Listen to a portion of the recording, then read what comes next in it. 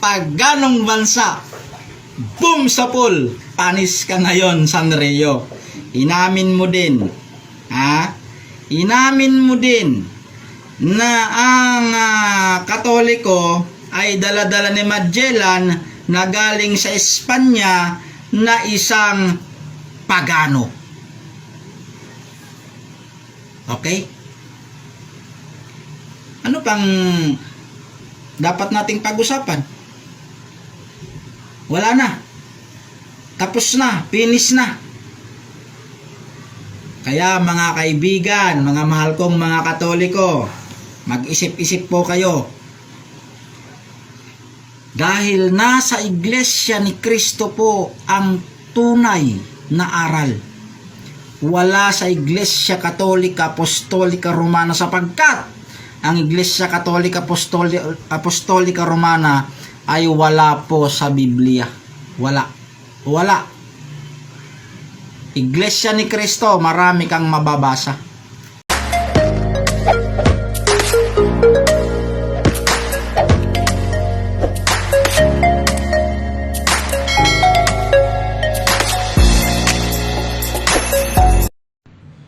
Hello mga kapanalig ko, no? Bibigyan ko kayo ng maiksing pagpapaliwanag, no? At mamaya ipopost ko kung ano yung sinasabi ni Ka Aguila regarding doon sa naging live presentations ko, no? Itutuwid ko lang yung maling paratang niya doon sa in-example niya pa, 'di ba? In-example niya yung live videos ko gamit yung cellphone. So lilinawin natin yan, no? Kasi actually, hindi ako masyado nakakapag-live ngayon dahil unang-una nag-e-edit ako ng mga videos ko na i-upload ko sa YouTube. Medyo malakas ngayon ako sa data, no? At ito ay maiksi lang tong presentations ko para mabigyan ko kayo ng linaw at yung mga hindi po nakakaalam ng point ni Sanrio regarding dun sa live na inilatag ni tawag neto, regarding dun sa live na inilatag ni Aguila, no? Hindi ko alam kung bakit ka naging Aguila, samantalang kamukha mo si Peppa Pig. Okay. Ang sabi niya kasi dun sa live presentations niya, shoutout sa'yo, kay Kuya Al at Chacoso, kay Kuya Melvin Bilaro, kay Ate Sherry Tejero Sumantin, kay Kuya Marvin Pangilinan, no? Shoutout sa'yo. Lalong-lalo na kay Christian Ray Garcia. Kay Christian Ray Garcia ko to nalaman, tong short videos niya regarding dun sa naging presentations ko, no? Ang sabi niya, sinabi ko daw na ang bansang Espanya ay bansa ng mga pagano. At yung paganismo ng Espanya noon, yun ang inadapt ni Ferdinand Magellan noong March 1521. Then after that, yun daw yung dinala ni Ferdinand Magellan sa Pilipinas. Kaya sinasabi daw niya ang Katoliko ay pagano. Unang-una, kung pagano ang Katoliko, bakit pumayag si Felix Manalo na maging sakristan ng simbahang Katolika? So, ibig sabihin may paniniwalang pagano si Felix Manalo. Una yon. Yung ginawa niya sa video presentations ko, pinagputol-putol, chinap-chap. No? Pinili yung mga nilatag kong salita at hindi niya to binuo.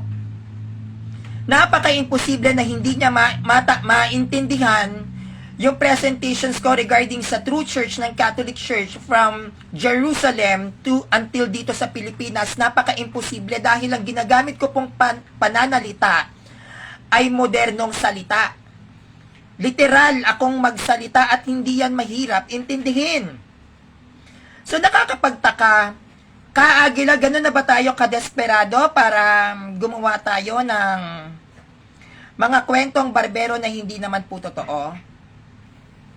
Kung tayo po sana ay maglalatag, lalo na naka-public yung mga video mo, itama natin, wag tayong mandaya. Kasi ang bawat presentations ko, alam ko, inaral ko yan. No? Ngayon, paliliwanag ko sa inyo ng malinaw kung ano ang stand ni Sanrio patungkol sa pagiging pagano ng Espanya at pagkakaroon ng Katolisismo dito sa Pilipinas. Okay. Basahin natin itong Gawa 23 verse 11. Kinagabihan, nagpakita ang Panginoon kay Pablo at sinabi sa kanya, lakasan mo ang iyong loob. Nagpatotoo ka. Ha? Nagpatotoo ka tungkol sa akin dito sa Jerusalem. No? Ganyan din ang gagawin mo sa Roma. Dito pa lang tayo. Jerusalem to Rome to, ha? Jerusalem to Rome. Anong sabi? Nung si San Pablo ay nasa Jerusalem, anong sabi ni Kristo? Nagpakita siya sa pangitain. Hindi ba? Nagpakita si Kristo habang natutulog si San Pablo nung si Pablo ay nasa bayan ng Jerusalem. Anong sabi? Gawa 23 verse 11. Kinagabihan, nagpakita ang Panginoon kay Pablo at sinabi sa kanya, lakasan mo ang iyong loob. Nagpatotoo ka tungkol sa akin dito sa Jerusalem. Ganyan din ang gagawin mo sa Roma. So nagutos si Kristo kay San Pablo sa pamamagitan ng pangitain na kung ano ang ginawa ninyong pangangaral sa bayan ng Jerusalem, ganyan ang gagawin nyo sa Roma. Kaya napunta ng Roma ang mga alagad. Di ba? Napunta ng Roma. Kasi kung ano ang ginawa nila sa bayan ng Jerusalem, kung paano silang nagpatotoo, ganyan ang gagawin nyo sa bayan ng Roma. So, meaning to say, ipinalipat ng Diyos ang kanyang kaharian mula Israel papunta sa Roma. Bakit? Dahil sa bayan po ng Jerusalem o bayan ng Jerusalem, yan ay bayan o bansa ng ano? Ng mga Hudyo. Jewish country ang Jerusalem. Diyan pinatay si Kristo. Hindi ba? Diyan pinatay. Kasi nga Jewish country yan, Judaism country yan. Kaya nga bawal protestante dyan. So, pinalipat sila ni Kristo sa bayan ng Roma sa pamamagitan ng pangitain kay San Pablo dahil pinapatay ang mga Kristiyano dyan sa Jerusalem. Kung hindi sila uutusan ni Kristo na hindi sila lilipat sa bayan ng Roma, mauubos ang mga Kristiyano. Pinapatay nga, di ba? Hanggang sa nagkaroon ng kasunduan sa ilalim ng Judaism at ng mga sinaunang Kristiyano, nalilipat na sila sa bayan ng Roma. Kaya hindi inalis ang Catholic Church, ang Katoliko o Katolisismo, dyan sa Jerusalem. Marami tayong simbahan dyan. No? Wala pong protestante sa Jerusalem. Now, ngayon, from Jerusalem to Rome. Dito tayo sa Rome. Nung nasa Rome na ang mga alagad, dahil doon nga sila dapat magpatotoo. Tama? Ano ang sabi ni Kristo sa gawa? No? Kayong mga apostol kayo, kayong mga alagad kayo, magpunta kayo sa iba't ibang bansa at bautismuhan nyo sila sa ngalan ng Ama, Anak at ng Espiritu Santo. So meaning to say, nagpunta ang mga alagad ni Kristo, ang mga apostol ni Kristo, saan? Sa iba't ibang panig ng mundo. Doon nila hinasik ang Christianity dahil utos nga yan ng ating Panginoon sa kanila. So, nung ang mga alagad na ito ay nagpunta o nagtungo sa iba't ibang dako ng mundo, no? Isa sa napuntahan ng mga apostol ay ang bansa o bayan ng Espanya. Gawa 15 verse 28. Kapag nagampanan ko na ito, ay aking maibigay na sa kanila ang nalikom. Magdaraan ako sa inyo patungong Espanya. Si San Pablo ay nakarating ng Espanya. Malinaw yan, nasa Bible yan, di ba? Kung gagamit naman tayo ng traditions, ng history, ng standard references, ang patron ng Espanya ay si Apostol Santiago. Bakit? Ang bayan ng Espanya o bansang Espanya, yan po ay dating bansang pagano. Pagano yan? Yang Spain. Dahil nagutos si Kristo na maglakbay ang 12 apostles sa iba't ibang dako, narating ni San Santiago o ni Apostol Santiago ang bansang Espanya. si San Santiago ang isa sa responsable kung bakit naging Kristiyanong bansa ang Espanya. So, nakarating siya ng Spain. So, yung nakarating ng Spain, si San Santiago, si Apostol Santiago, naging Kristiyanong bansa yan. Kaakibat neto, yung pagpunta rin ni Apostol Pablo, ni San Pablo, nakapumunta ng Spain. Now, ngayon yung narating na ni Santiago, ang Espanya, narating na rin niya ni San Pablo, ang bansang Espanya ay naging Kristiyanong Katolikong bansa. Pero bago yan naging Kristiyanong Katolikong bansa, maraming sinaunang Kristiyanong disipulo ng mga alagad ang namatay. Nagdilig ng dugo at nagbuwis ng buhay ang maraming sinaunang Kristiyanong Katoliko sa bansang Espanya. Bago yan naging Kristiyanong bansa. Hindi yan basta-basta nila nakubkob. Nagdilig tayo ng dugo dyan. Ngayon, nung ito ay naging Kristiyanong bansa, naririto dito naninirahan si Ferdinand Magellan. No? Sabi ni Ate Sherry Tejero Sumanting, Sanrio Ascon, nakapunta din ba sa Espanya si San Pedro? Hindi po. Sa pagkakaalam ko po, hindi. Ang napuntahan ni San Pedro, Iran. Ayun, ang Iran po, napuntahan niya, nakapangaral siya doon. Pero sa Espanya, sa pagkakaalam ko, hindi po. So, eto na. So, naging Kristiyanong bansa na, no, yung Espanya. Sa bansang Espanya, alam naman nating lahat tayong mga Pilipino, kahit sa Philippine history na lang, no? Kahit sa Philippine history na lang, alam natin na si Ferdinand Magellan ay naninirahan sa bansang Espanya. Si Ferdinand Magellan ay isang manlalakbay at isang mangangalakal, no? Nakikipagkalakalan siya at siya ay naghahanap ng mga spices. Isa siyang manlalakbay para silang mga pirata. Kasama ni Ferdinand Magellan dito ang mga Heswita, ang mga Portuguese. Yan ang mga kasama niya nung naglalakbay sila, naghahanap sila ng mga spices para sa pagkain. Sa kanilang paglalakbay, aksidente nilang nakita ang bansang Pilipinas. Na which is hindi pa Pilipinas ang tawag noon. Nung narating nila ang bansa natin, which is the Philippines, no, nakapunta sila rito sa bansang Pilipinas, nasaksihan nila ang mukha ng Pilipinas ay punong-puno ng mga paganong Pilipino. Paganong bansa ang Pilipinas. At hindi ganun kadali na nakubkob ng mga Espanyol ang Pilipinas. Marami rin pong namatay na mga sinaunang Kristiyano sa Pilipinas. Hindi nyo po ba alam na nung kinubkob ng mga Espanyol ang Pilipinas, hindi nila basta-basta nasakop ang Pilipinas, nagalit ang mga pagano dito. Bakit? Because almost 2 years ang paganismo, ang taon at edad ng paganismo sa Pilipinas. Almost 2 years na pagano ang Pilipinas, papasukin mo. Di ba? Gagawin mong Kristiyanong bansa? O sabihin natin almost 1,000 years. I mean, sorry for, correct me if I'm wrong. Almost 1,000 years. Kasi 1990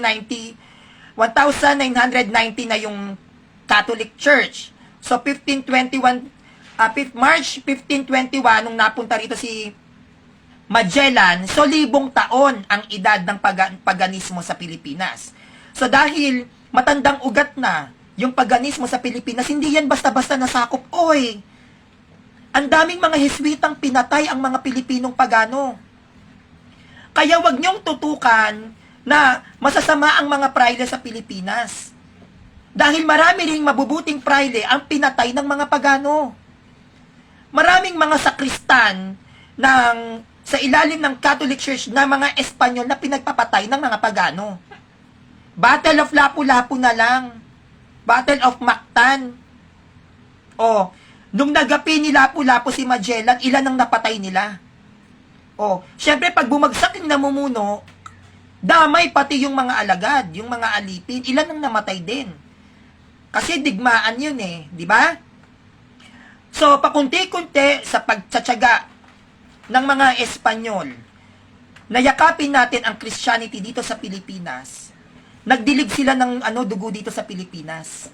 Hanggang sa pakunti-kunti sa kanilang pagtuturo at pangangaral sa mga katutubo, tayo ay unti-unting nasakop ng mga Espanyol. Ang mga Espanyol ang nagturo sa atin ng mga tamang pamantayan na dapat ugaliin at gawin ng isang tao, katulad ng pagdadamit ng angkop. Magdamit ka ng maayos, sa Espanyol yan. Magkaroon tayo ng maayos na paglilibing. Hindi sa banga, kundi sa puntod. Espanyol yan. Magkaroon ka ng tsinelas o sapin sa paa. Espanyol yan.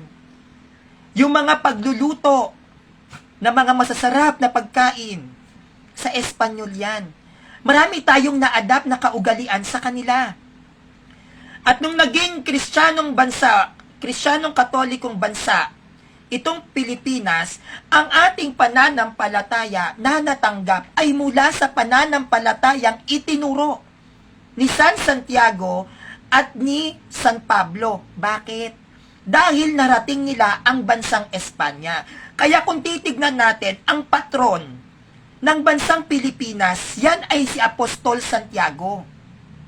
Dahil kung hindi nakubkob ni Apostol Santiago ang Espanya, hindi tayo Kristiyano ang mga Pilipino. Dahil sa pagtuturo at pagbibigay ng sariling buhay ni Apostol Santiago, naging Kristiyanong bansa ang Espanya. Na siyang bit ni Ferdinand Magellan nung nagpunta rito sa Pilipinas, March 1521. Now, nung siya ay nakarating na rito sa Pilipinas at ibinigay ang pananampalataya bilang Kristiyano, wala pong protestante dito. Walang sulpot. Ang kalaban lang ng Katoliko dito, pagano. Tsaka yung mga Muslim. Walang protestante rito. Ang mga nandito noon, mga Chinese, mga Buddhist, yan, nakarating yan dito sa atin. Islam, Catholic Church, wala pong sulpot. Walang protestante. Ngayon, nailatag ko sa inyo, Jerusalem, Rome, Spain, Philippines. Ha?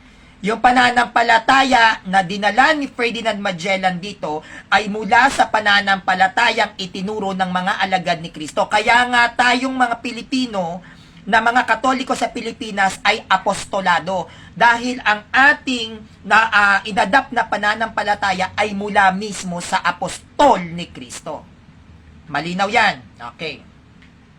Ngayon, doon sa Matthew 16 verse 18, Pedro, sa ibabaw ng batong ito, itatayo ko ang aking iglesia.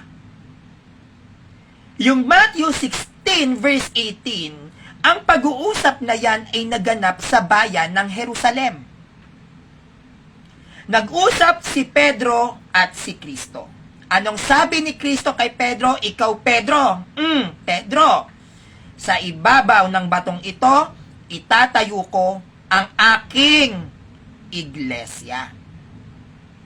Ngayon, nung nag-usap si Kristo at si Pedro para sabihin kay Pedro na, Oy Pedro, magtatayo ako ng iglesia, at ito ay naganap sa bayan ng Jerusalem. Tanong, anong iglesia ng Christianity ang nakatatag sa bayan ng Jerusalem? Ka-Agila. Anong iglesia ang nakatatag sa bayan ng Jerusalem pagdating sa relihiyong Kristyanismo? Meron ba kayong kapilya doon? Kailan na itatag ang kapilya ninyo sa Jerusalem? Gagamit tayo ng standard references.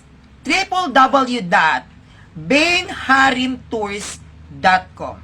Standard references tong ginamit ko. Itong standard references ay standard references sa bayan ng Jerusalem. No? Ngayon, what are the three major religions in Jerusalem? Jerusalem is held sacred by the three major monotheistic religions. I repeat, Jerusalem is held sacred by the three major monotheistic religions. May tatlong relihiyon na umiiral sa bayan ng Jerusalem. Wala pong sinabing protestante. Walang sinabing protestante, ha? Ang sabi, Jerusalem is held sacred by the three major monotheistic religions. Walang protestant. So meaning to say, dun pa lang sa Matthew 16 verse 18, hindi po protestant yung iglesia na yon. Hindi protestante ang iglesia na yon, ha? Matthew 16 verse 18, huwag kayong gamol. Okay. Anong sabi? Tuloy ang basa. Jerusalem is held sacred by the three major monotheistic religions, which is Christianity or Catholic, Judaism, and Islam. So yung tatlong pangunahing relihiyon na nakatindig at nakatayo sa bayan ng Jerusalem, Catholic Church, Judaism, and Islam. Oh, paano kayo magiging Matthew 16 verse 18? Matthew 16 verse 18, upon this rock, Peter, I will build my church. And that church is not a Protestant church. That is not a Protestant church. Matthew 16 verse 18, kaagila, upon this rock, Peter, I will build my church. And that church which is founded by Jesus Christ is not a Protestant church. Hello! That church is a religion. Christianity. The Catholic Church. Kaya nandoon ang Iglesia Katolika. Research Jerusalem. Anong church ang nasa Jerusalem ng Christianity? SDA? MCGI? The Born Again Christians?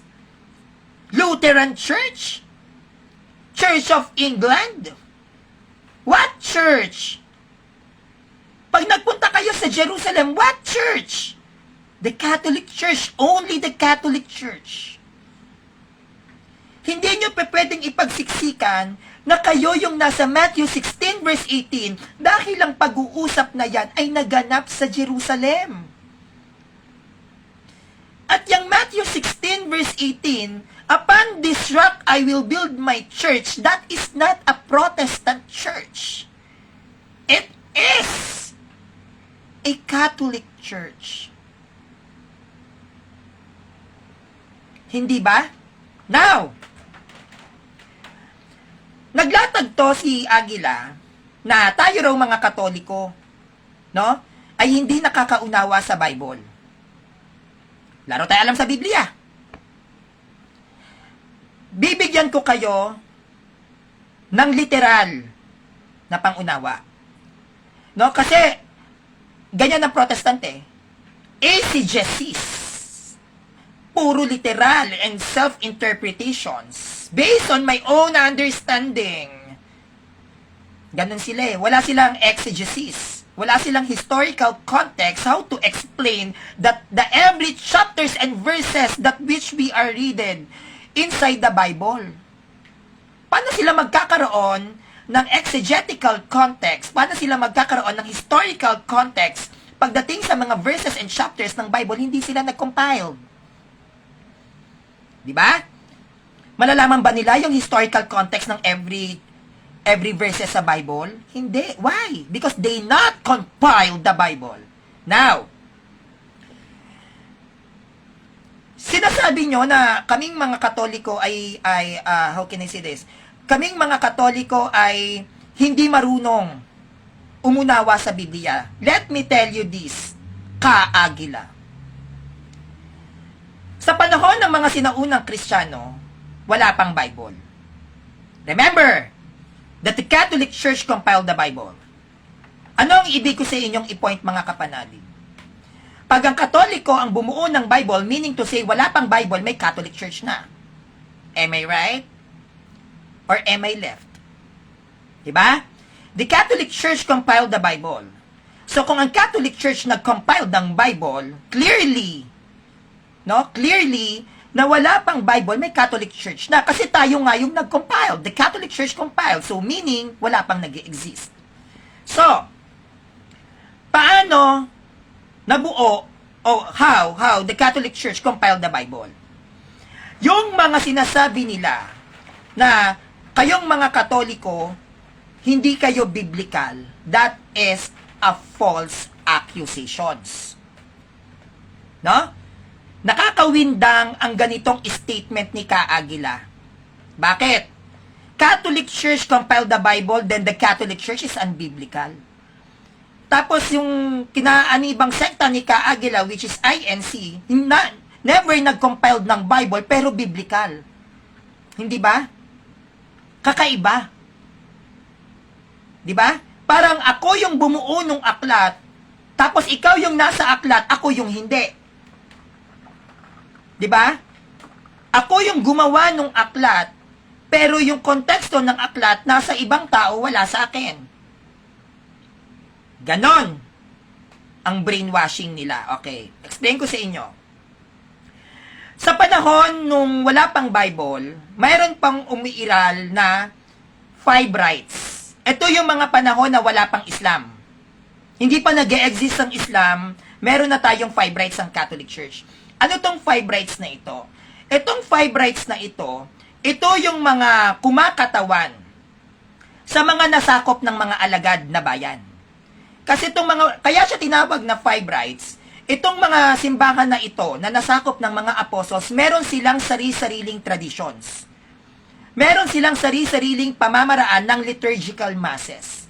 Meron silang sariling mga nasipi na mga naisulat ng mga disciples, ng mga apostles. So may kanya-kanya yan. Kaya nga yung pagkakasipi ng original manuscript ng Catholic Church, nakuha yan sa iba't ibang lugar.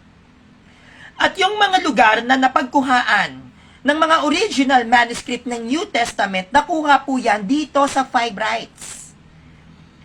Hindi po ba, tatandaan po natin, the 12 apostles, yung 12 apostles ay nagpunta sa iba't ibang lugar. At yung mga lugar na napuntahan nila, ang mga apostles ay nakiisa sa mga naging kultura ng bawat bansa. Hindi ba? Hindi naman tayo iisang kultura, magkakaiba tayo ng kultura eh. At dahil nasakop ng mga alagad, yung iba't ibang bansa noon ay pagano, iba ang naging tradisyon ng Christianity nila.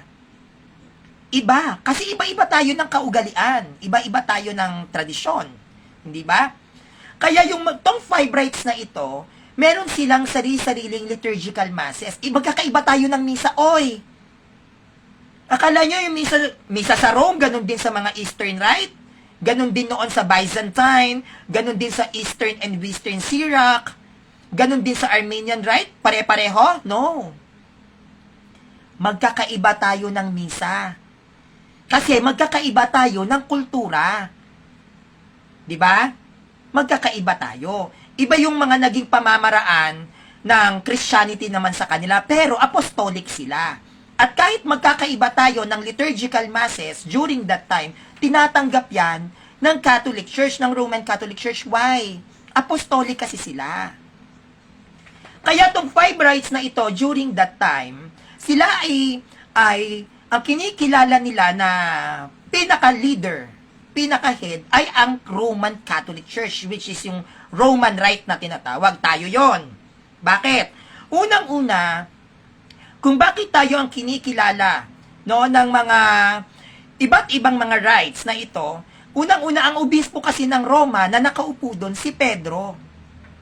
Matthew 16 verse 19. Pedro, anuman ang kalagan mo sa langit ay kakalagan sa lupa. Anuman ang talian mo sa langit ay tatalian ko sa lupa. Diyan papasok ang binigay ni Kristo na authority kay Pedro. At dahil si Pedro ay binigyan ng otoridad ni Kristo, malalaman niya ng 11 apostles, sasabihin ni Christ yan. Na diyan sa church na binuo ko, diyan sa church na tinatag ko, binigyan ko ng authority si Pedro. Kaya nung nagkalas-kalas yan, yung mga apostles na yan, ikinalat din ng 12 apostles na ang kakikilalanin natin na leader ay si San Pedro. Si San Pedro. At yung unang church na buo o nagawa, yung unang simbahan, yan yung kinatawag na Church of Antioch. Ang nagpatayo ng Church of Antioch dyan sa Turkey, na which is nakubkub na ng relihiyong Islam, no, sa ilalim ng Ottoman Empire. No, pagmamayari na nila yan dati atin yan nung wala pang Muslim. Gera-gera, natalo ang mga Katoliko doon, napasa kamay nila yung bansang Turkey, na which is dati yung Catholic country, na noon ay pagan. Pagan yung Turkey na yan Yung nabasa natin sa gawa, sa Antioquia, sa Turkey yan. Dati yung paganong bansa na ginawang Kristiyanong bansa ng mga Katoliko, na sinakop ng Ottoman Empire under ng Islam religion, nasa kanila na yan. Nakubkub nila yan. Kaya yung Turkey ngayon, hindi na siya Catholic country. Islam na yan. Islam country na. So, ganito. Yung mga sinaunang Kristiyano, 3rd century, under ni Constantine, under ni Emperor Constantine, 3rd century, hindi yan naniniwala sa Christianity. Pagano yan? Remember, Constantine is an emperor pagan. No? Si Constantine, 3rd century. Dahil sa impluwensya ng nanay niya na si Santa Helena, no, sa pagtsatsagang sa pagdadasal, naging Kristiyano si Constantine, 3rd century. Si Constantine ang nagbigay ng idea at nag-udyok kay Irenaeus, Pope Irenaeus, at sa iba pang mga obispo ng Catholic Church during that time, na gumawa kayo ng sariling aklat. No? Nag-suggest si Constantine ng gumawa kayo ng sarili nyong aklat. At ito ay pinag-isipan ng Catholic Church. Paano natin ito bubuuin? Paano tayo gagawa ng aklat? Siyempre, wala silang idea. At hindi nila naisip yan. Kasi nga dahil ang tagal nilang nagtago, ang tagal nilang natakot sa mga pagano, hindi yan agad-agad lumabas. 'Di ba? Wala silang idea na gawa tayo ng aklat kasi nga nasanay sila na nagtatago. So dahil nakaupo na sa trono si Constantine at isa na siyang Kristiyano, binigyan niya ng authority ang Catholic Church na pamahalaan ang bayan ng Roma, na which is dating pagano. Ngayon, yung pinamahalaan at ibinigay na ang authority sa Vatican, no? Sa Vatican yung pamamahala sa bayan ng Roma, kinausap sila ni Constantine na gumawa kayo ng sariling Biblia, sariling aklat. Ako bahala. So, syempre, paano nga naman natin gagawin? Paano natin bubuuin? 'Di ba? Ang ginawa ng Catholic Church, ang mga early Christians natin, sila ay nagpunta sa tinatawag nating 5 rights. Inikot nila yan at yung mga iba't ibang council, Council of Trent, Council of Chaldeon, Council of Alexandrian, Council of Antioch, Council of Jerusalem, nagpunta yan sa Armenian Rite, nagpunta yan sa Eastern Syriac, nagpunta yan sa Western Syriac, nagpunta yan sa Eastern Rite, at maging sa atin, Roman Rite. Bakit sila nagpunta sa mga konseho at saka sa mga dito sa 5 rights na ito? Para alamin kung meron bang naiwan na mga dokumento ang mga alagad nung sila ay sinakop. Di ba nanakop ang mga apostol? Nanakop ang mga alagad, kinalat ang Christianity. So, pinagsisipi ng Roman Catholic Church, actually, hindi lang ng Roman Catholic Church, ng buong Katoliko, itong 5 rights na ito, nagkaisa yan at nagtulong na ibigay ang lahat ng mga isinulat ng mga disipulo ni Kristo. Diyan lumabas ang Book of Matthew, Book of Luke, Book of Mark, the Book of John, Book of Acts. Pinagsama-sama yan ng mga councils. Yung nakuha na ngayon yung mga papel, yung mga manuscript sa iba't ibang mga rites, sa iba't ibang mga councils, yan ay pinagsama-sama. Ng ano? Ng Catholic Church, hindi ng Protestant. Diba? So, bago yan mapagsama-sama, lingid sa inyong kaalaman, ang bawat rites, ang bawat council, katulad ng Council of Alexandria, meron silang kanya-kanyang ginagamit na aklat. Meron, kasi hindi naman lahat ng 12 apostles, kunyari, sa Spain, hindi naman yung nakapunta rin yung 12 apostles eh. Si Pablo at saka si Santiago. So, syempre, ang ginagamit nilang pagtuturo doon ay turo ni San Santiago. Meron namang iba na nasakop na ang tinuturo aklat ni Mateo. Aklat lang, wala pang sitas noon. Yan ang ginagamit ng mga early Christian scholar sa pagtuturo. Yung mga naging tradisyon ng bawat aklat. Yung makikita nating aklat sa New Testament, the Book of Acts, di ba? The Book of Rome, Romans, di ba? May Romans sa New Testament, the Book of John o Gospel of John. Yan lang yung pinangahawakan nila. At yung bawat aklat na yan, itinuturo nila ang mga traditions. Traditions yan. Ang bawat aklat sa New Testament, yan ay hawak ng iba't ibang mga rites. Iba't ibang mga council, magkakabukod yan. Hindi alam ng, kunyari, Alexandrian Council. Hindi alam ni Alexandrian Council na dito sa Council of Trent may Book of John. Walang alam yung Alexandrian kasi ang nasa kanila lang, Book of Matthew. Halimbawa, ang Book of Mark. Ang Book of Mark nasa Armenian Rite. Hindi alam ng Catholic Church na may Book of Mark doon. Sinurrender yan lahat. Kaya nalaman ng Catholic Church na ay may mga ganitong aklat pala na umiiral. Dahil noon, dahil sa hindi pa mataas ang teknolohiya, no, hindi pa ganon kamoderno ang panahon noon. Hindi nila alam kung ano yung mga traditions nila. Kaya nga magkakaiba ng traditions yan eh. Wala silang idea na ganito pala ang misa nila, na kinaugalian through traditions, gayto naman yung misa ng iba. Kaya yung mga apostol na sumakop sa iba't ibang bansa, iba-iba ang misa. Iba-iba ang liturgical masses, iba-iba yung mga traditions. Katulad sa bansang Ethiopia, ang bansang Ethiopia, ang gamit nila ay tinatawag na Ethiopian Bible. And you know that the Ethiopian Bible, it has no chapters and verses. And it has no also the book of Revelations. Yung Ethiopia na nasakop ni Mark, sa pagkakalam ko, it's either Mark or Luke. Nasakop niya yan. Pero iba ang kanilang way. Iba ang kanilang ginagamit na aklat. Wala silang katulad sa atin na Bible. Ang gamit nila, Ethiopian Bible. Ang Ethiopian Bible ay naglalaman ng kasaysayan ng Ethiopians. Pero kinikilala sila ng Catholic Church. They are full communion sa Roman Catholic Church. Sa pagkakaalam ko, ang Ethiopian Church, which is under ng Roman Catholic Church, Alexandrian Council under yan noon. Kaso nagiba. Nagiba ang tatlong rites, yung Alexandrian, nagiba ang tatlong rites, yung Armenian, yung East and West Syriac na tinatawag, tsaka yung Byzantine, nagiba yan. Natalo yan sa gera, sinakop yan ng mga Muslim. Ang hindi nila napatumba, yung Eastern Rite tsaka yung Vatican. Hindi nila nasakop yan.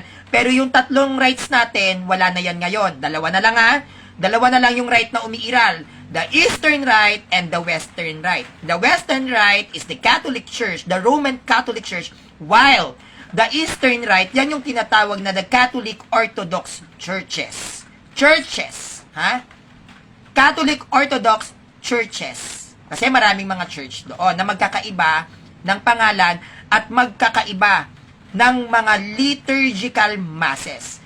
Iba-iba ang kanilang traditions. So, yung nasipi, yung mga original manuscript para ma-compile ng Bible, most especially sa New Testament, doon na pagtanto ng simbahan na magkakaiba ang traditions. yung mga ginagamit na references ng mga early Christians inside dito sa five rights, tradisyon po yun. Tradisyon. Ginawa lang Bible. Yun yung tinuturo ng mga early Christians na ganito ang tradisyon natin, ha? Wala pa noon na mailalatag saan mababasa sa Bible. Walang ganon. Noon, ang pagtuturo noon, ayon dito sa sulat ni Juan, ito ay isang tradisyon. Tinuro ito ng mga sinaunang Kristiyano natin, ganito ang gawin natin. Hindi kahit kailan nagtanong yung mga early Christians sa panahon ng hindi pa buo ang Biblia, saan mababasa sa Biblia? Meron ba? Si Constantine, Emperor Constantine, nagtanong ba sa mga sinaunang Kristiyano katulad ni Irenaeus na saan mababasa sa Biblia yan? Oh. Hindi po ba? May ganun na ba noon? Sa panahon nila Santa Elena? Wala.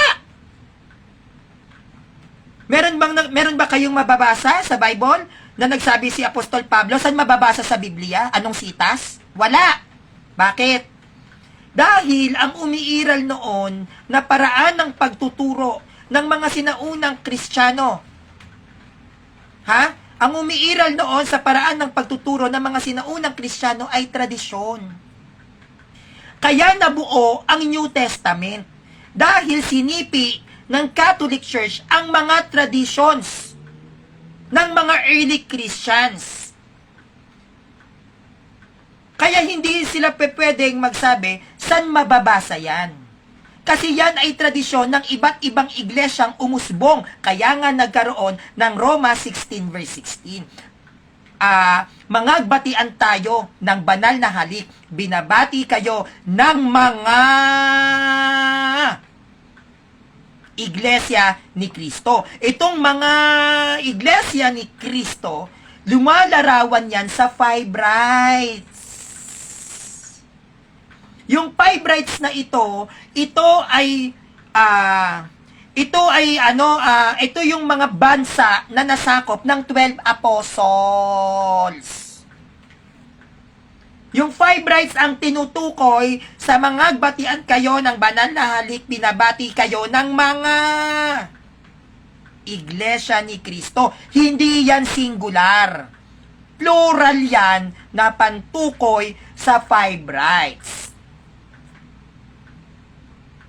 Di ba? Now, kaya yung mga aklat na nasa New Testament, yan ay mula sa iba't ibang bayan. At yan ay hango sa kanilang mga naging tradisyon. Ang Biblia ay mula sa iba't ibang tradisyon ng mga iba't ibang bansa na nasakop ng 12 apostles. Kaya hindi tayo pwedeng magsabi saan mababasa sa Biblia dahil hindi alam during that time ng mga simbahan na sumibol noon na may mga ganyang aklat. Kanya-kanya sila ng tradisyon noon. Kanya-kanya sila ng aral. Ay, ito ang turo sa amin ni Apostol San Juan. Tinuro ni San Juan sa bayan halimbawa ng Jerusalem. Nagkaroon ng disipulo si San Juan. Nagkaroon yung disipulo ng disipulo niya. Ang dala-dala aral ni San Juan. Sa bayan ng Turkey. Napuntahan halimbawa ni San Andres. Nagkaroon ngayon ng disipulo si San Andres. Yung aral na umiiral sa bansang Turkey, halimbawa, ay aral lang ni San Andres. Si San Santiago sa Espanya.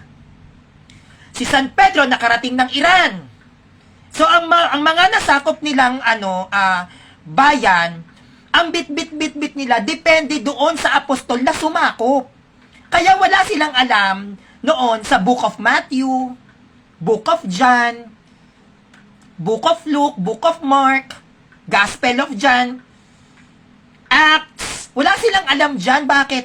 Kanya-kanya nga kasi noon. Paano ka maglilibot noon? Paano ka rarampa? Alamin mo yung mga traditions nila. Kalatang pagano, di pinatay sila. Kaya kanya-kanya system. Kaya ang nangyari, dahil kanya-kanya at hindi pa bukas ang Christianity sa mundo, dahil tayo ay napapaligiran ng mga pagano, hindi pa bukas, nagkaroon sila ng kanya-kanyang misa. Kaya maraming sa under ng Catholic Church, marami yung liturgical masses, magkakaiba yan. Pati ng traditions. Di ba tayo? Meron tayong di ba? From Magellan. Di ba? Si Magellan, tapos sa Espanya, San Santiago, San Pedro. Pwede natin siyang i-connect. Pwede natin i-connect si Pope Francis hanggang kay San Pedro. Ganon din ang mga ang mga sinakop ng mga alagad na hindi si Pedro. Ganon din kayang i-rely o i-relate ng Spain from Apostol Santiago hanggang kay Pedro. Lahat na itong 5 rights na ito na sinakop ng 12 apostles, kaya nila ipaliwanag na meron silang apostolic succession. Kaya lahat ng under full communion sa Roma, may apostolic succession, hindi lang ang Pilipinas. Kasi nga, sila ay nasakop ng mga alagad. Hindi man sila nasakop ng mismong si Pedro, kaya nga hindi sila Western Rite Kaya nga hindi sila Latin Rite, kasi pag hindi ka Latin Rite, ang sumakop sa'yo, hindi si Pedro, yung ibang alagad. At dahil ibang alagad ang sumakop sa kanila, at sila ay nasa malalayong bayan, nagkaroon sila ng sarili nilang tradisyon, which is wala pa yung Bible. Kaya nung medyo maluwag-luwag na yung Christianity noon under ng Roman Catholic Church dahil sa pagtatanggol sa atin ni Constantine na ipalaganap ang Christianity, no? Pinuntahan ng Roman Catholic Church ang 5 rights at ang mga konseho na, oy, ano tradisyon nyo dyan? Sinong sumakop sa inyo? Ay, sinakop kami ni San Santiago. Ay, talaga? Meron ba kayong mga aral dyan? Ano yung mga tradisyon nyo? Ganon. Ganon ang naging pag-uusap ng mga early Christians. Talaga sinakop kayo ni Apostol San Santiago? Kami naman kay San Pedro.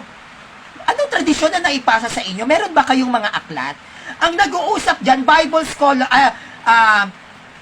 early Christian scholars. Scholars to scholars ng Christianity.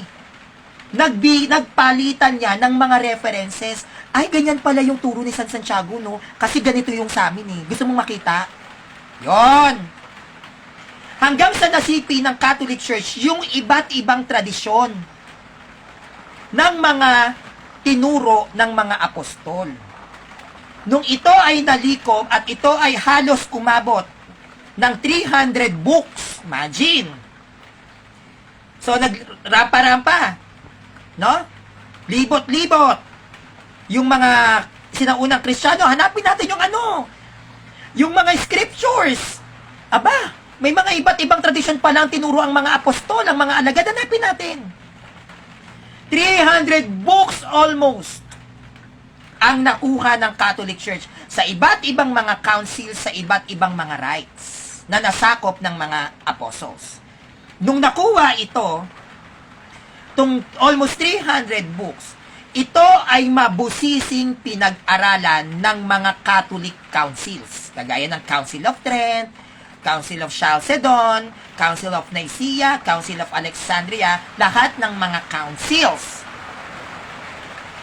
At out of almost 300 books, mula sa iba't ibang bayan, na siyang nasakop ng 12 apostles, only 27 books ang nanalo, no?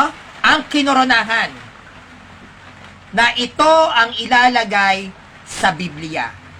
But the book of John, which is the Revelation, yan ay tinatawag na apocryphal book, no? Tinatawag yan. Pero nung yan ay nakuha, no, sa pagtsatsaga ng mga early Christians, pumunta sa iba't ibang mga rites. Pumunta kung saan ba nasakop ni Santiago yung bansang to. Yung nagtsaga ang mga early Christians para tuntunin kung saan na ipalaganap ang Christianity, doon sila nagtanong, ano ang traditions nyo? Ano ang traditions ng Antioch? Kayong mga Alexandrian councils, ano yung traditions nyo? Kayong mga taga Chalcedon, kayong mga taga Nicaea, kayong mga taga Trent, what is your traditions? Ano ang tinuro sa inyo ng mga apostles? Ano ang mga tinuro nila sa inyo para isabuhay ang inyong pagiging Kristiyano? And those original scriptures which is written by the disciples of the apostles, yan ay ibinigay sa simbahang Katolika, which is the Roman Catholic Church. At lahat ng nasipi ng mga aklat ayon sa kanilang tradisyon, di ba? Ayon sa kanilang tradisyon, mabusising pinag-aralan yan ng mga konseho. Hindi yan basta-basta na lang na claim na, almost 300 books, ilagay gawing aklat. No. Pinag-aralan syempre yan. Ngayon, nung nakapili na ang mga councils, kung ano ang aklat na pipiliin, nakapili sila ng 27 books dito sa New Testament. Hindi yan 66. 27 yan. So, yung 27 na ito, tong books na ito ng New Testament, which is 27 books out of 300 almost books, yan ay nakasulat sa Greek and Aramaic. Ang only Aramaic na nakuha sa New Testament is the book of Matthew. Si Matthew ay estudyante ni Peter. Si Peter hindi po marunong mag-Grego. So lahat ng mga disciples ni Matthew, which is tinatawag na Matthean, sa panahon ng mga sinaunang Kristiyano, hindi sila marunong mag-Greek. Kaya yung nakuha, yung traditions ng mga Matthean traditions yan eh. Turo ni Matthean traditions ang Book of Matthew. Pag nagbasa kayo, lahat yan, kapag nagbasa kayo ng Book of Luke, Lucan traditions, Matthean traditions, Johannine traditions, no? Yan ay mula sa kanilang mga aral na siyang tinanggap nila sa mga alagad. So, dahil ang Matthean ay it was actually written in Aramaic at 27 books ang napili, no? Nag-contribute or nag-offer ba o nag-volunteer si how can I say this, si Saint Jerome na ako ang magko-compile niyan. Kaya ko yan. Bakit? Sapagkat si Saint Jerome ay dalubhasa sa wikang Grego at wikang Aramaic. Nung nasa mga kamay na nila, yung mga aklat na yan, dalawa kasi yan eh. Isang Codex Vaticanus at isang Codex ni Constantine. Dalawa yan. Yung Codex ni Constantine, nakuha ng mga pagano, nasunog. So natira sa atin, Codex Vaticanus ay hinahunting. Nasaan yung Codex Vaticanus ng Katoliko? Hinahanap. Ngayon, ang ginawa ng mga early Christians, tinago. Tinago yan para mapagpatuloy ng palihim yung pagtatranslate. Ang ginawa ngayon ni St. Jerome, hinahunting sila, hinahanap na yan eh. Nasaan na yung mga, kasi kapag yan na-compiled ng Catholic Church, hindi na mamamatay ang Christianity. Kasi para mamatay ang isang relihiyon, dapat wala kang sariling compiled. Tignan niya yung pagano namatay. Diba? Kasi kailangan may sarili kang compiled. Kaya ang labanan noon ng mga religion, hanapan ng aklat. Wala pang Islam during this time. Hinahanap ngayon yung mga aklat na nasipin ng Catholic Church. Nung ito ay itratranslate na ni Saint Jerome, yan ang dahilan kung bakit siya nagtago sa kuweba ng Jerusalem. Palihim niyang translate ang Latin Vulgate sa loob ng 40 taon. 40 years! Bakit sa Jerusalem? Si Saint Jerome, aside sa pagtatranslate ng Bible, no, diyan sa Jerusalem, kinakausap niya ang mga sinaunang Kristiyano kung ano ang kanilang mga naging tradisyon. Kaya ang bawat sitas, chapters and verses ng Catholic Bible, lagi yan merong exegetical context. Pag sinabing exegetical context, meron lagi yung historical context. Hindi yan trinanslate ni St. Jerome ng ganun lang kasimple. Inalam ng Catholic Church kung ano ang nasa likod ng mga sulat na nasa verses and chapters. Bakit ganito sinulat? Saang lugar ito isinulat? Sino ang nagsulat? Kaya kung ang Catholic Church ay nagapi ng mga pagans sa paghahanap nila sa Codex Vaticanus. Pag sinabing Codex, book. Codex Vaticanus, Book of Vaticans. Kung tayo ay nagapi at nakuha ang Codex, wala pong Bible. Wala tayong compiled. Anong mabubuo natin? Kaya yung sinasabi nila na kayong mga Katoliko ay bumuo lang. Lahat po ng mga original manuscript, yan po ay galing sa iba't ibang bayan. Galing yan sa iba't ibang bansa na sinakop ng mga alagad. Hango sa mga tradisyon. Kaya nga ang Bible ay nabuo sa tradisyon. Kaya hindi tayo pwedeng magsabi, saan mababasa to? Saan mababasa yan? Ilatag ang sitas. Why? Wala namang ganun noon. Ang mga early Christian scholars hindi ganyan naglalaban. Imagine ninyo, sa panahon ng early Christians na wala pang Protestant, let's say, Tertullian era. Doon tayo sa Tertullian era, 200 AD. Sa palagay nyo ba, sa panahon ng 200 AD, na which is, mga religion pa lang ang umiiral, walang Protestant, naglalatag ba yung mga Jewish? Yung mga Jewish people under ng Judaism na ayon sa Torah. Tignan nyo ang Torah. Wala. Noon, ang digmaan ay nagaganap tradisyon laban sa tradisyon. Kaya nga sa panahon ng Judaism, under ng Jewish traditions, pagtungtong ng Sabat, hindi ka pwedeng magtrabaho. Isa yan sa naging hatol kay Kristo kung bakit siya pinako sa krus. Dahil nilabag niya yung mangilan-ngilan na Jewish traditions under ng Judaism. Yun ang mga labanan noon, tradisyon.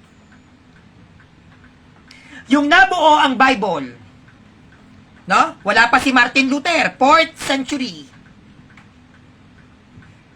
Nung nabuo ang Bible, wala kahit kailan naglaban. Saan mababasa to? Anong talata to? Anong sitas to? Walang ganon. Yung wala pang Protestant, wala. Sa panahon ng mga sinaunang Kristiyano nung buo ang Bible, ang ginagawa lang natin is mangaral gamit ang Biblia habang patago na nagtuturo. Kaya nga marami tayong martyred saints. Maraming pinatay.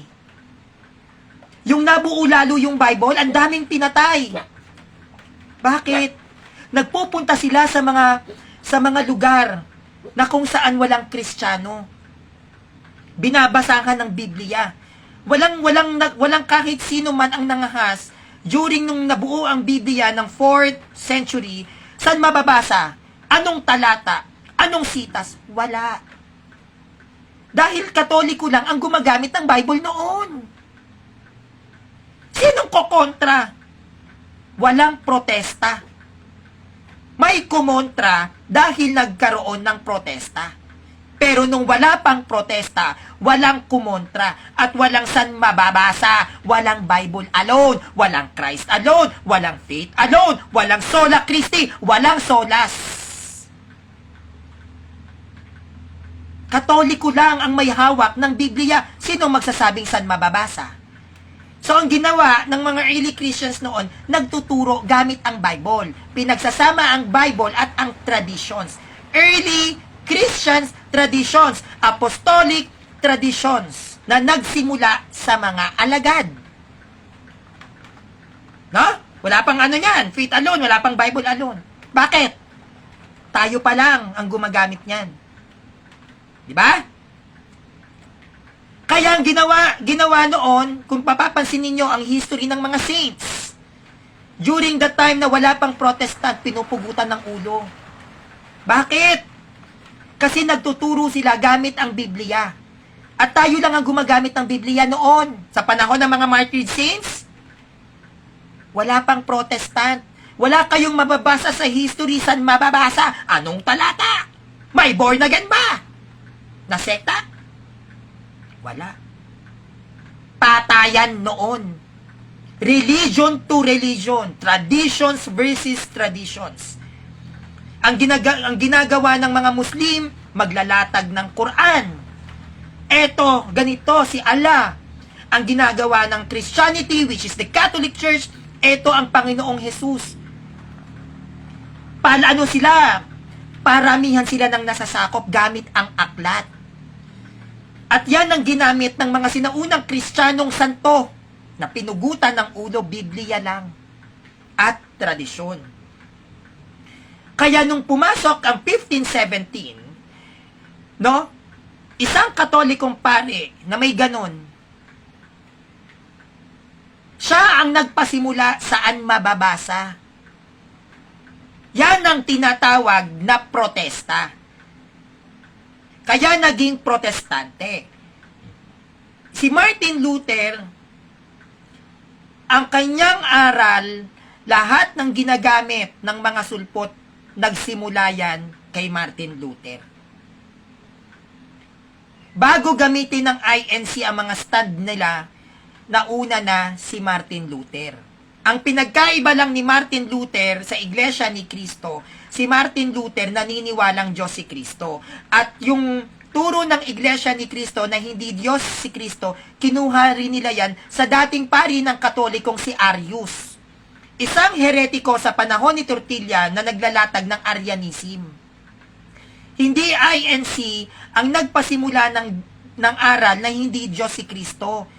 Si Arius, na dating pari pa ng Katoliko na sinampal ni San Nicolas sa pambabastos ni Arius sa madla pagdating kay Kristo. Nasampal yan. Ganon kagagaling ang mga early Christians Catholic, kaya nga pinupugutan eh. Imaginin mo? Santo yun ha? San Nicolas. Tinuturo ni Arius, hindi Diyos si Kristo, tao lang. Oh. Narinig ni ano? San Nicolas, edi inakyat siya doon, sinampal. Bastos ka. Hindi INC, hindi si Felix Manalo ang nagpasimula ng turo na si Kristo ay hindi Diyos. Sa panahon pa ni Tertullian, 200 AD. Wala pang protestante, may ganyan na. Ang tawag sa kanila, heresy. Wala pang sekta noon. Heresy ang tawag sa kanila.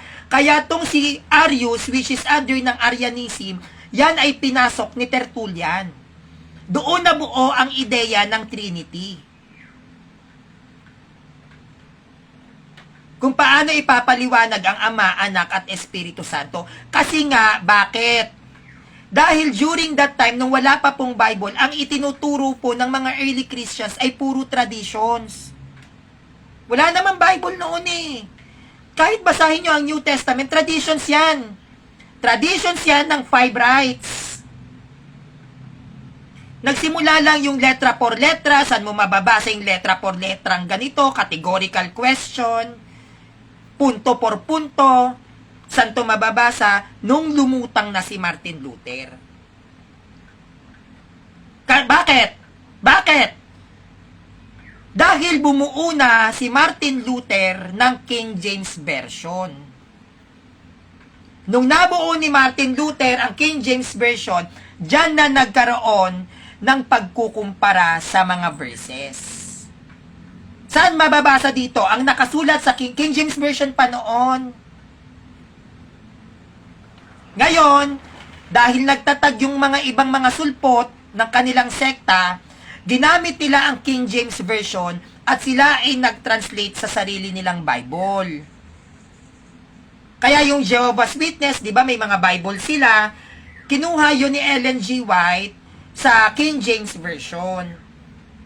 Nagkaroon sila ng kanya-kanyang mga versions, ginamit naman yung translation ng KJV. Na nagkaroon din ng sari-sariling translations. Kaya dahil nagkaroon ng iba't ibang translations ang Bible sa ilalim ng ng King James Version book, diyan nag-umpisa saan mababasa, saan nasusulat.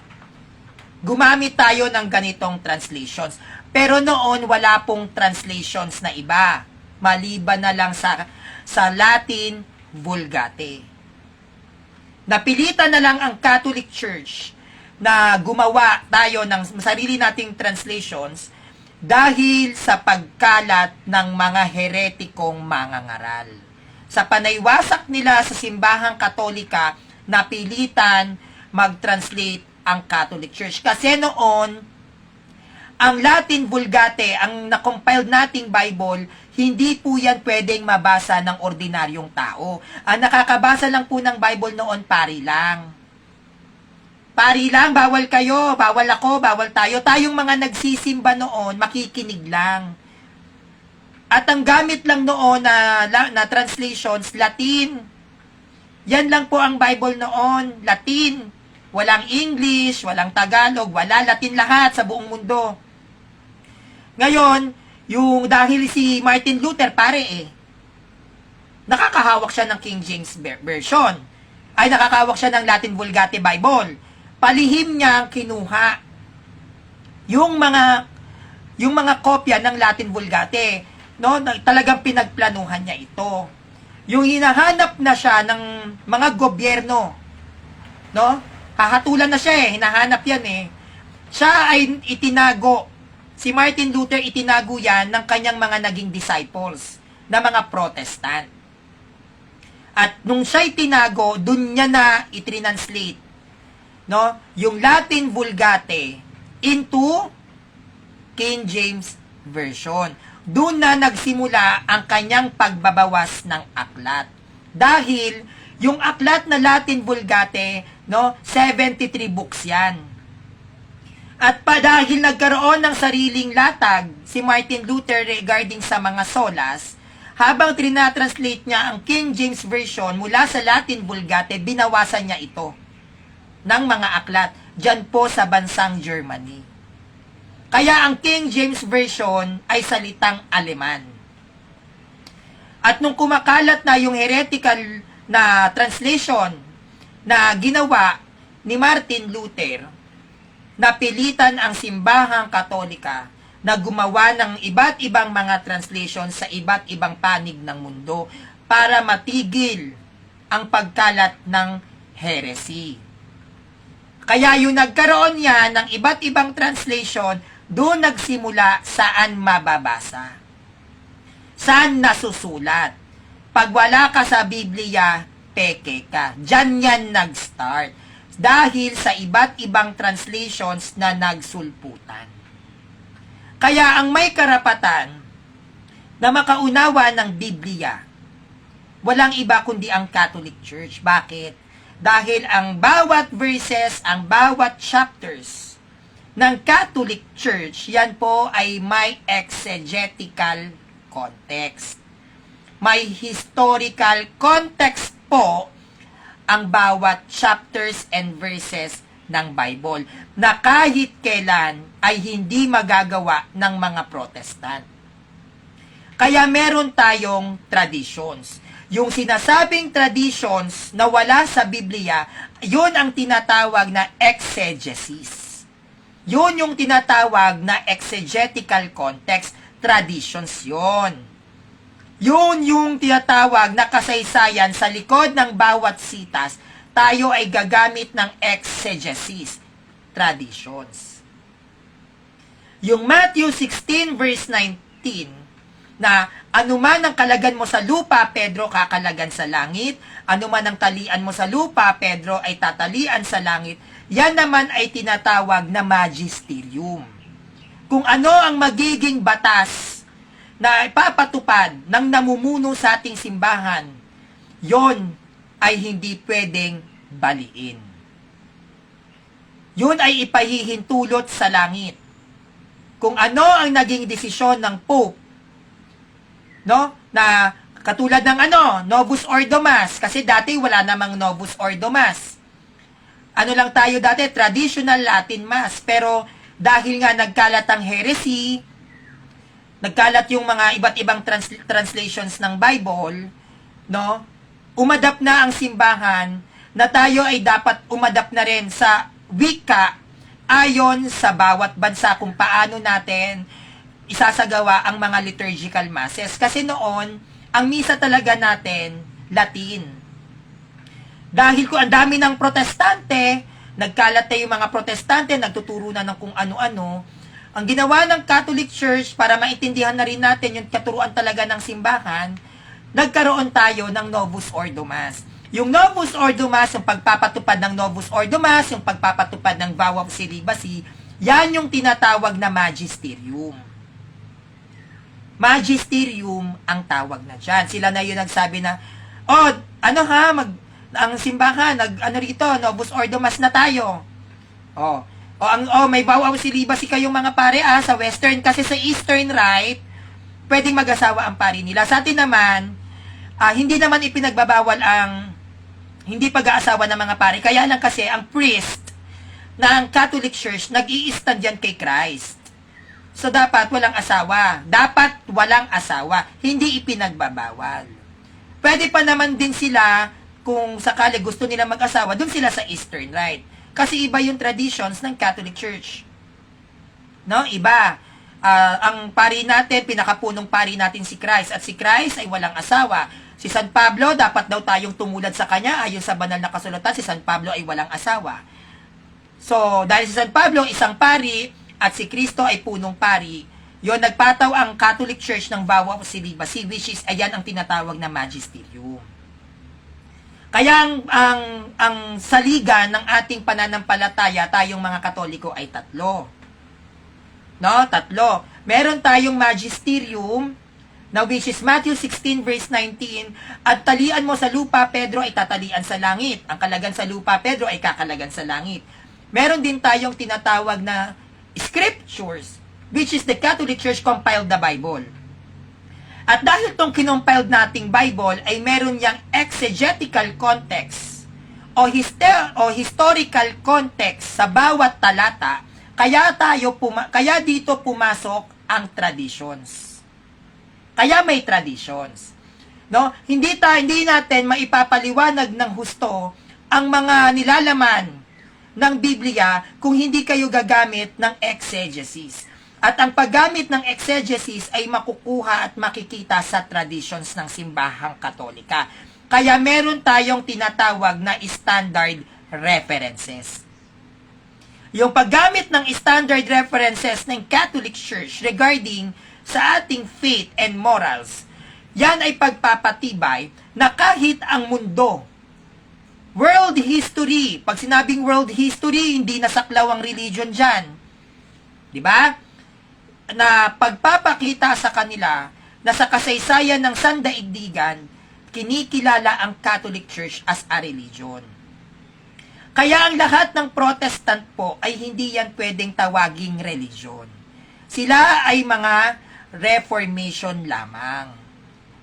Nagbuo si Martin Luther ng alliance para gibain ang mga tradisyon ng simbahang Katolika. At marami siyang binago. Marami siyang binago na naging daan at naging dahilan kung bakit si Martin Luther ay tinawag at tinaguri ang ama ng Protestante. Kaya, yung mga nilalatag ng mga Protestants ngayon regarding sa Catholic Church, hindi sila ang nauna na naglatag niyan.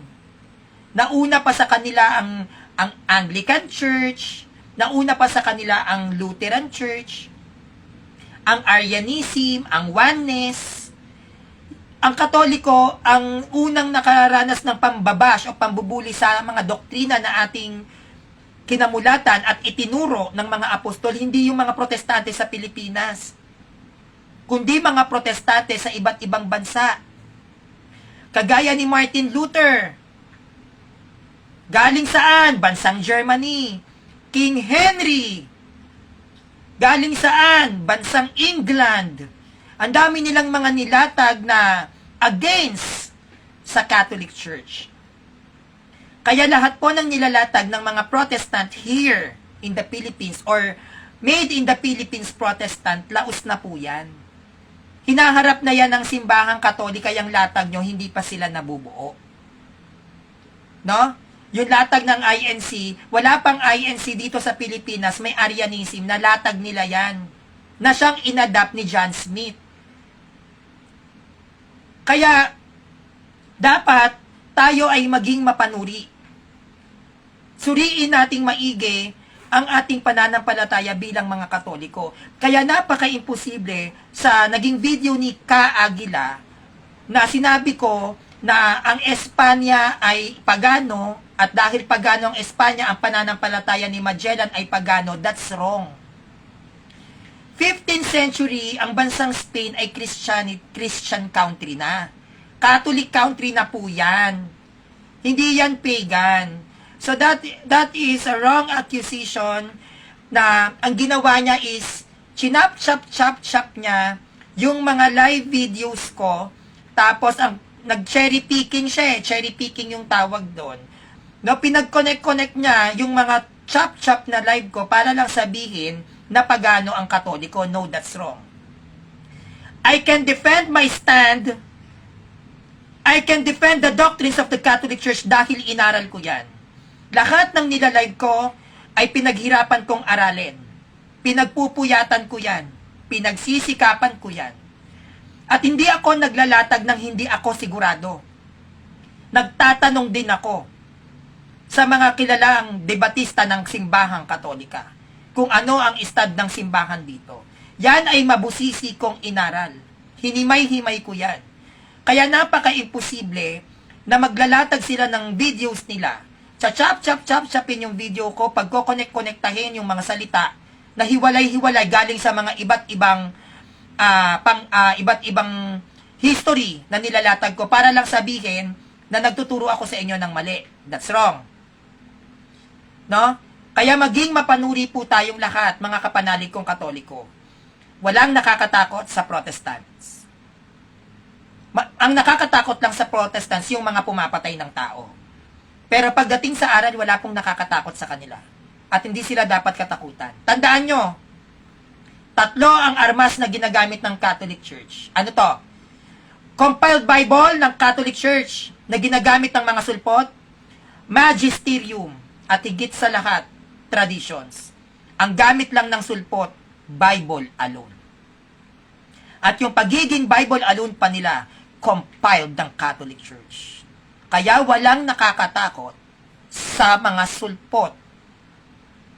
Walang nakakatakot sa hindi relihiyon.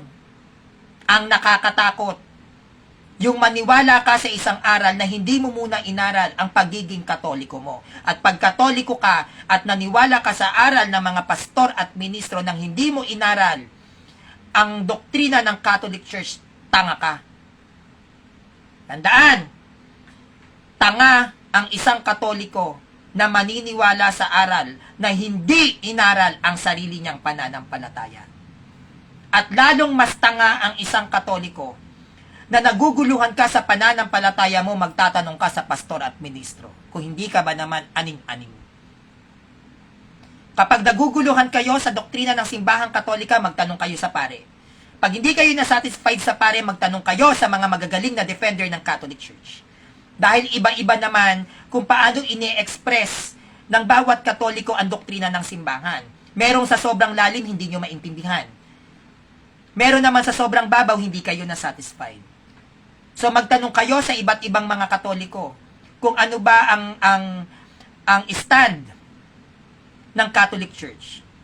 Pag naguguluhan kayo, magtanong kayo sa Katoliko, hindi sa ministro, hindi sa pastor. Dahil ang turo at aral ng ministro at pastor ay hindi katuruan ng simbahang Katolika. Sa simbahang Katolikang doktrina kayo naguguluhan, sa simbahan din kayo sumangguni. Utak. Ha? Huwag niyong hayaan na manahin ng inyong mga magiging anak at inyong kaapu-apuhan ang mga pekeng aral na to. Huwag niyong pahintulutan na mapunta kayo sa angkan na hindi kakamulatan ang tunay na iglesia. Like what I've said. Matthew 16 verse 18. Pedro, sa ibabaw ng batong ito, itatayo ko ang aking iglesia.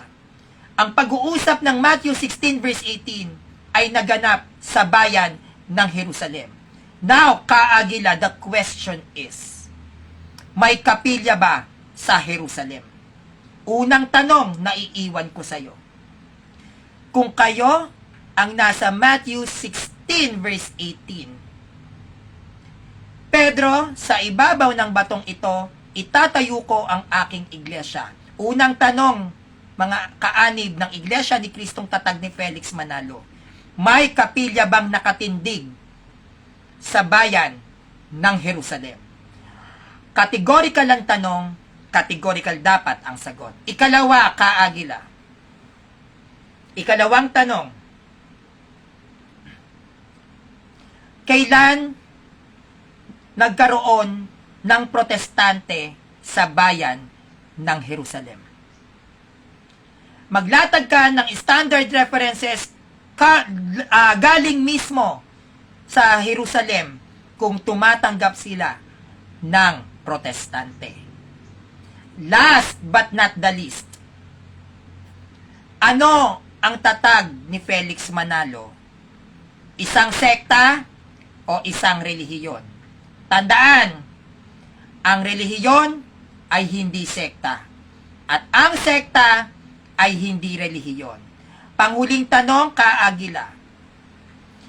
Ang Iglesia ni Cristo na tatag ni Felix Manalo, yan ba ay isang sekta o isang relihiyon? Pag sinabing sekta, nakarehistro sa gobyerno. Pag sinabing relihiyon, hindi yan nakarehistro sa gobyerno. Ngayon, ano ang sekta ng Iglesia ni Cristo?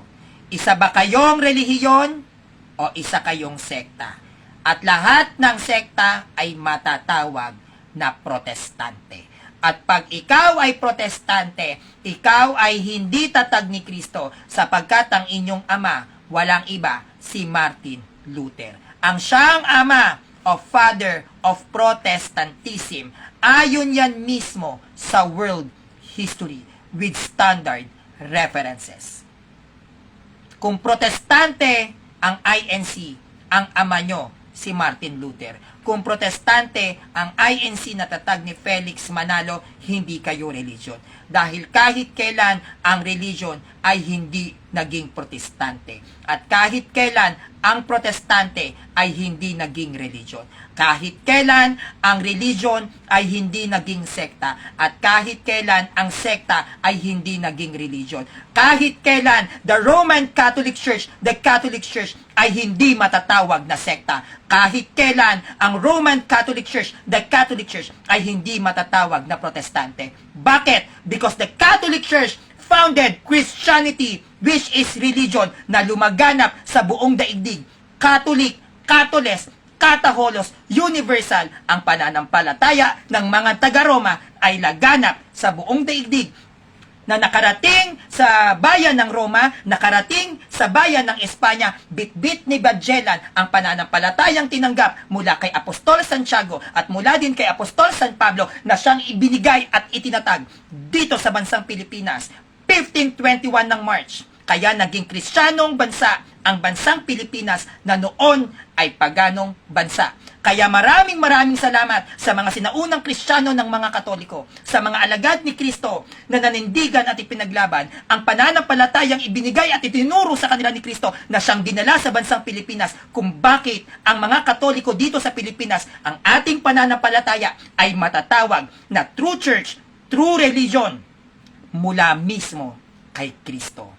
Walang sino man ang makakatipag sa doktrina at aral ng simbahang Katolika dahil ang Iglesia Katolika Apostolika Romana ay punong-puno at mayaman sa kasaysayan, mayaman sa referensya at higit sa lahat pinupuspos ng banal na Espiritu Santo. Kaya lahat ng protestante dito, walang sino man ang maaaring gumapi, no? Walang sino man ang maaaring gumapi sa inyo Walang sino man ang maaaring makagapi sa mga debater ng Catholic Church. Bakit? Dahil lahat ng debater, lahat ng mga speaker, lahat ng mga preacher, lahat ng tumitindig sa aral ng simbahang Katolika, pinupuspos yan ng banal na Espiritu Santo, pinagyayaman ng kanilang kaisipan, ibinubuhos ang karunungan na nagmumula sa Diyos upang ipagtanggol at manatiling nakatayo sa simbahang Katolika na walang sino man ang maaaring makagiba, maging buhay man ang maging kabayaran. Kaya sana sa lahat ng mga Katoliko dito, laban, manindigan, magpatuloy. Walang nakakatakot. Mas masarap mamatay ng lumalaban kesa nabuhay ka sa kaduwagan. Mas masarap maging Katoliko na alam mo ang pananampalataya mo. Kesa sa mga protestante, marami man silang pera, pero salat naman sila sa karunungan. Tayo, mga Katoliko, pag nagkaisa at nagsama-sama, kahit sinong Poncio Pilato pa yan, walang makakabuwag sa ating simbahan. Dahil ang ating simbahan ay tatag ng Diyos. At pagtatag ng Diyos, walang makakagapi, ni ang pintuan ng Hadis ay hindi makakapanaig laban dito.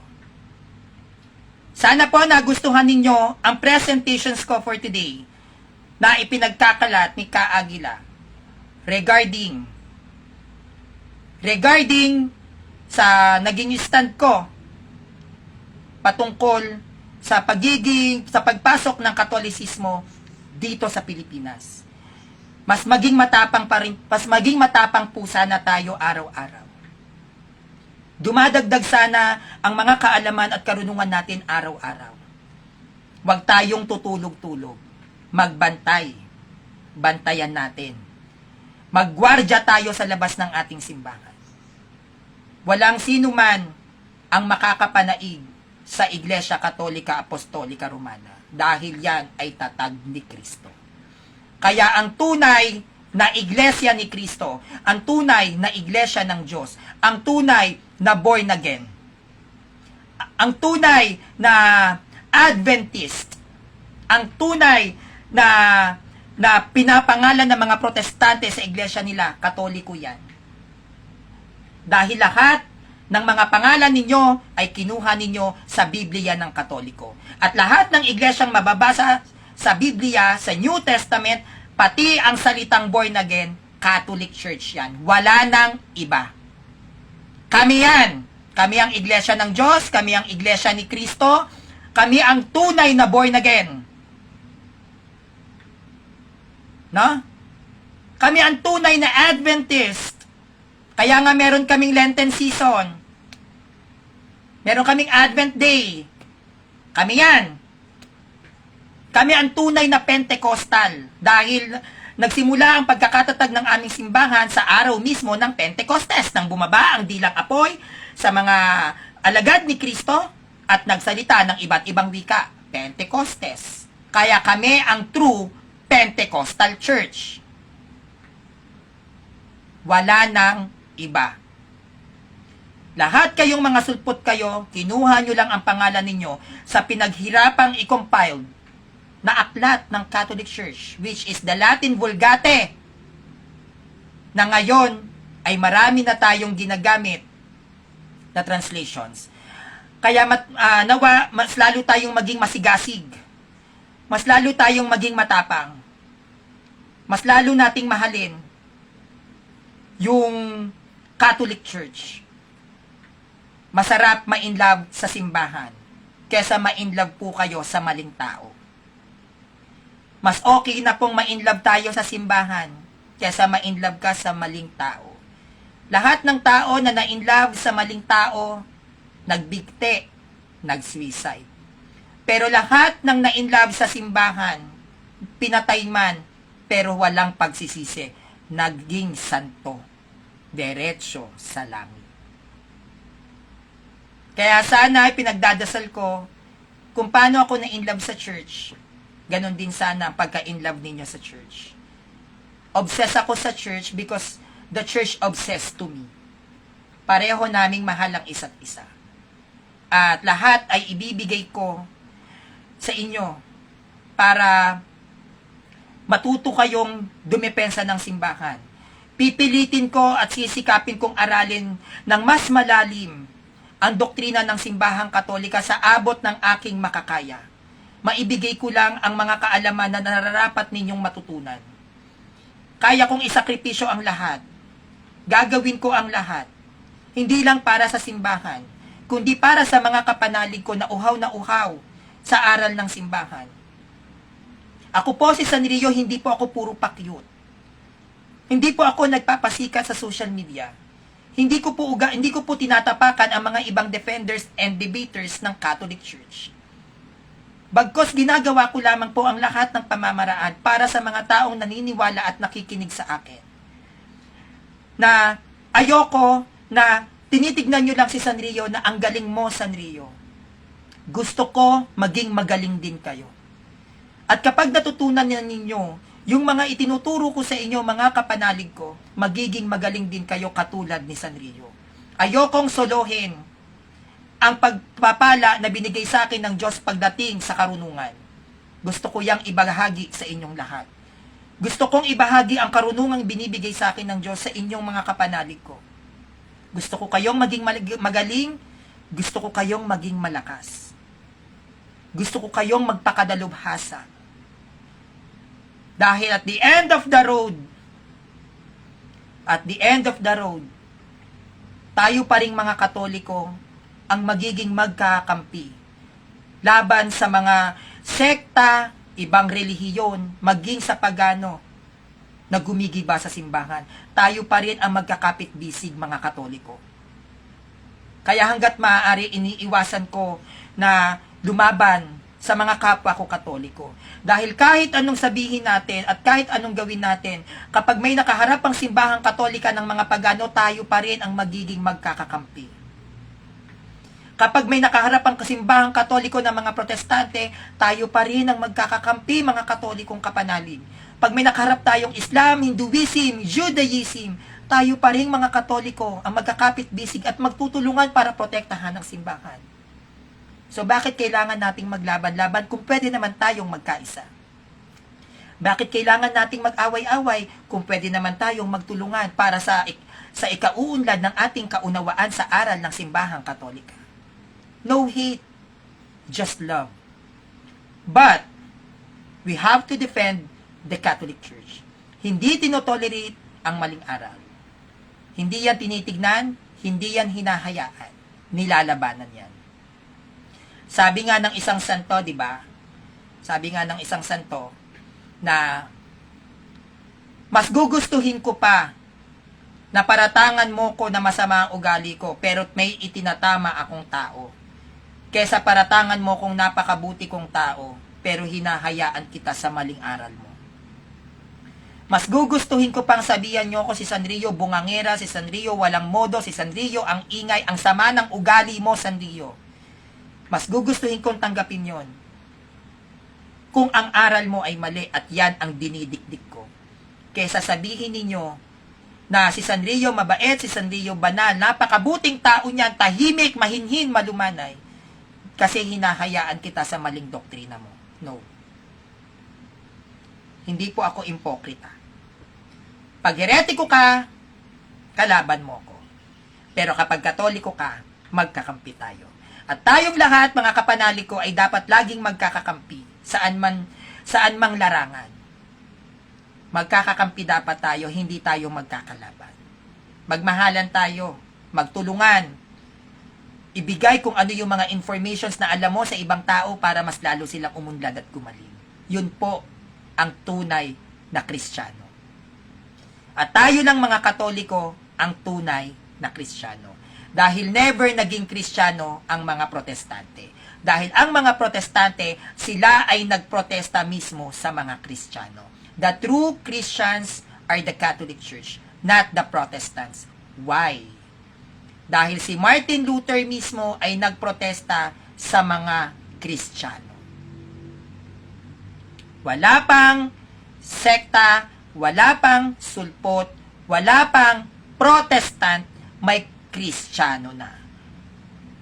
Kaya nung nag-protest si Martin Luther, Siya rin ay nag-protest sa mga Kristiyano, sa mga sinaunang Kristiyano. Kaya ang mga protestante ngayon dito sa Pilipinas na nagkalat, sila ay nagprotesta mismo sa True Church, sa Christianity religion, at sa mga early Christians, kasama na magpasa hanggang ngayon na mga tunay at totoong Kristiyano. Shoutout nga po pala sa mami ko at sa daddy ko, Mami Cora Adams and Daddy Kevin Adams. Shoutout po, I love you and I miss you.